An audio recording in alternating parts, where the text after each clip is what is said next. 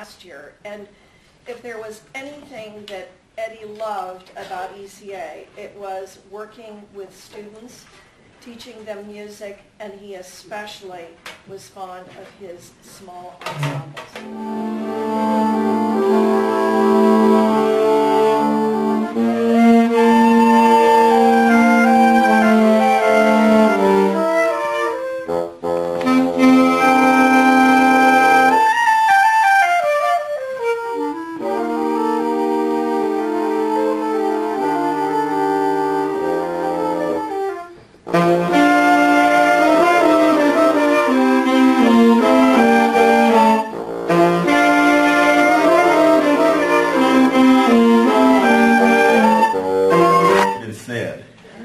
But there are a few things you didn't know.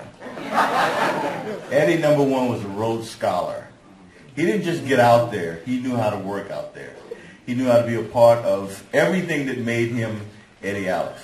If he needed a baritone sax, he got one, and he played it. If he needed a bass clarinet, he got one, and he played it. And I'd be looking and say, well, how are you getting all these horns? He'd figure it out. He would get it, you know.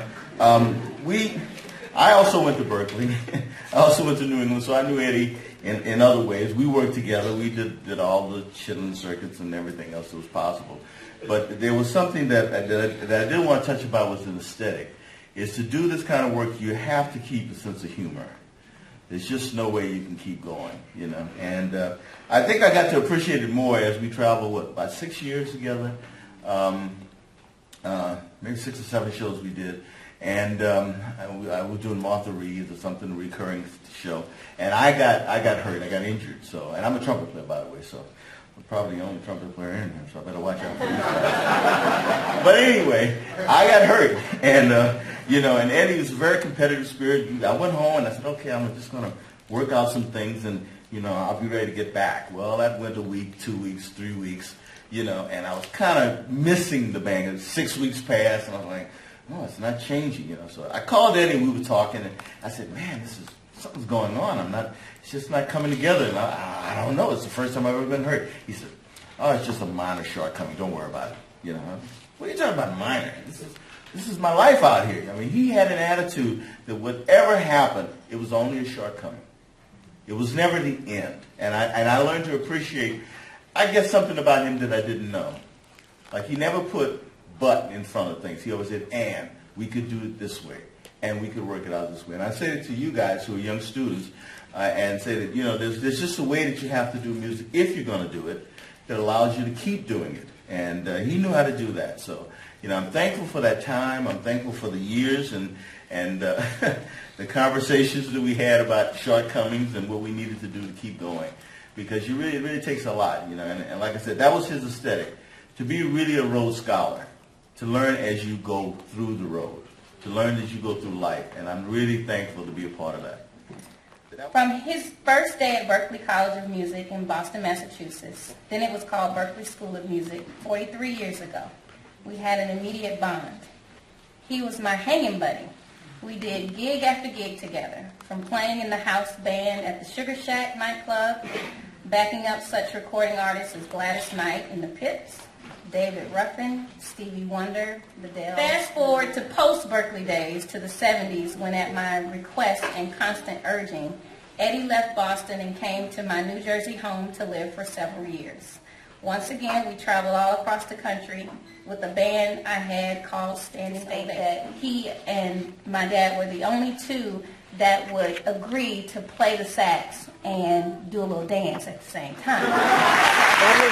To my brother, a million words just aren't enough to express the love I have. The love of sibling, well, sister to brother, is a love that's shared by no matter how, no matter when.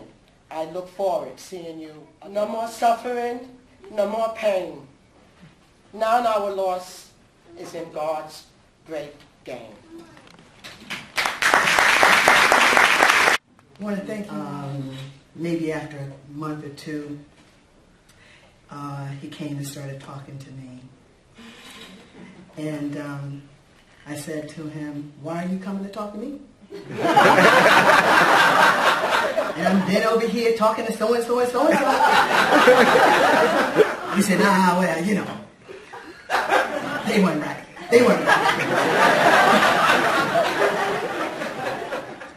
My mother and father's anniversary is April 9th, and Eddie's birthday is April 24th. So I figured when April came around, he shouldn't forget our anniversary. And Eddie and I talked and renewed our relationship very soon after the divorce.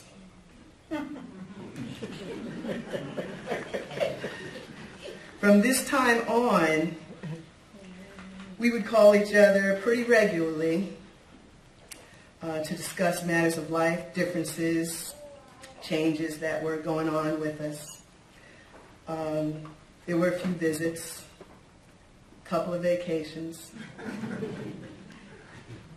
and sometimes that possible thought, but never again would we be husband and wife, because he became my mentor, my confidant, and my best friend.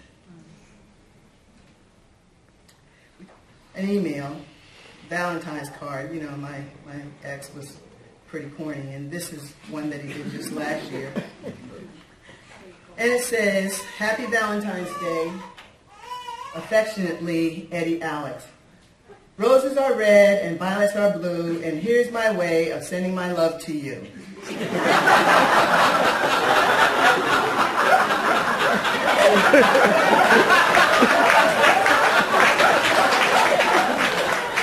As though I didn't know his last name.